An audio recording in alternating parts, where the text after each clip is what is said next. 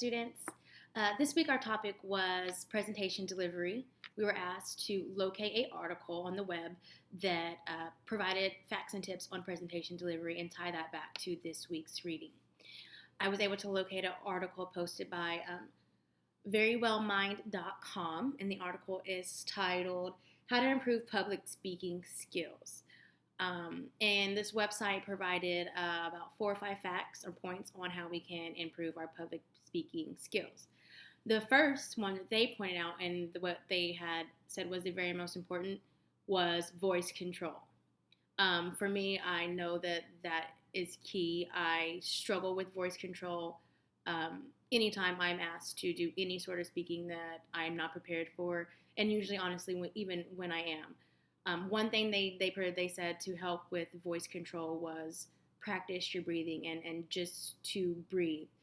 And so I actually did try that before I hopped on to make this video, because even these videos sometimes I get a little nervous and tongue-tied.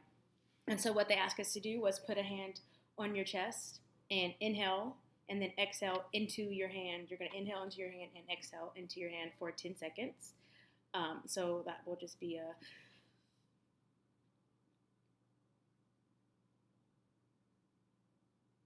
and just breathe it out slow, and it kind of shakes you or takes a little bit of that nervous energy away. I found that to be very helpful. The next thing they want us to do was control your body and your body movements. Another thing I struggle with public speaking, period. So I found this article to be very helpful. And so when we're controlling our body language, they want us, of course, to stand or sit up straight. If you are medically incapable or whatever reason you cannot stand up totally straight, just get as tall as you possibly can. That way you're able to capture that audience's attention. One thing I did do, which they also recommended, was to try the superhero pose. That is where you pose in the mirror like a Superman, and you just say words of affirmation to yourself. And then the next thing they wanted us to do is control your facial expressions. I am someone who you can tell a lot what I want to say just by looking at my face, regardless of what comes out of my mouth. I have been called on it numerous times. So when I'm speaking, controlling my facial expressions is very, very something I'm very aware of. And so that was how you can control your body language while you're giving a speech. Another thing that they also said, on body language, is plant your feet and don't be fidgety, much like I am doing right now. Try to stand still if you can, or if you do want to walk around or move, just don't be so movey with your feet or your hands or other extremities. And so that's one thing, those are things you can do for body language. Another thing that they said is to have a good delivery. And so for that is speaking slow. And making sure that we are pausing in between topics. And one thing I have challenged myself, or I set for a goal for myself, is to limit fillers, like I just used there. I say quite often. So one thing they want us to do is try to avoid those fillers.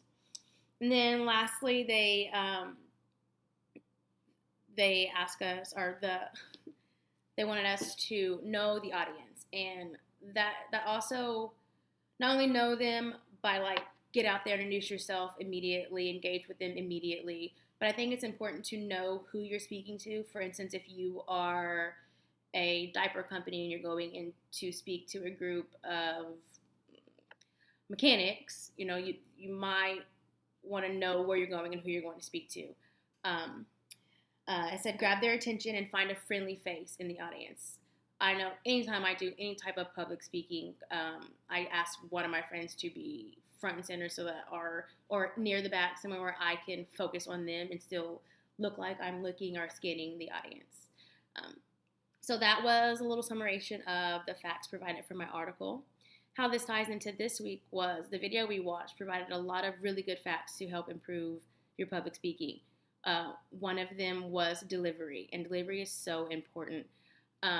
They provided methods of delivery, and one of them was, and I wrote down because I figured I would butcher it, and I probably still will, extemporaneous, delivery, and that is when you know your topic, you study your topic, you might take general notes. Um, However, it's not a manuscript where you're reading word for word and you're preparing for these speeches and such like that. What I learned from this week is that I am definitely that type of speaker, regardless of if I am in a meeting or have been called to do a presentation. I like to be prepared. I like to know that someone's going to ask me to speak. I like to know what I'm going to say. Even just conversations, or tough conversations I have to have with my friends, I like to go over them in my head before I go and deliver them. And so that's one thing that really helps me is just playing conversations over in my head before I have them, especially tough conversations with employees, but definitely any type of public speaking. Another way my article related to the readings was our readings this month gave a lot of information on voice control and body control as well. And so, yeah. One question I have for you guys. So, for me, I know that I am again with this word, extemporaneous speaker, and that is my method of delivery. What method of delivery have you found best helpful? Is one question. And then, do you recall a time where you were, I guess, asked to speak and you did that, and how was that experience for you? And my answer to that question, the latter, is I was recently asked to speak in front of my entire company, just like a end of quarter motivational speech. Maybe it would take 3 to 4 minutes. I probably stressed about this for hours and days until it finally came. Got up there. Wouldn't say I knocked it out, but that experience really helped me. It really pushed me out of my comfort zone. And so I guess that's my second question. Have you had any experience with public speaking that forced you out of your comfort zone? Thank you.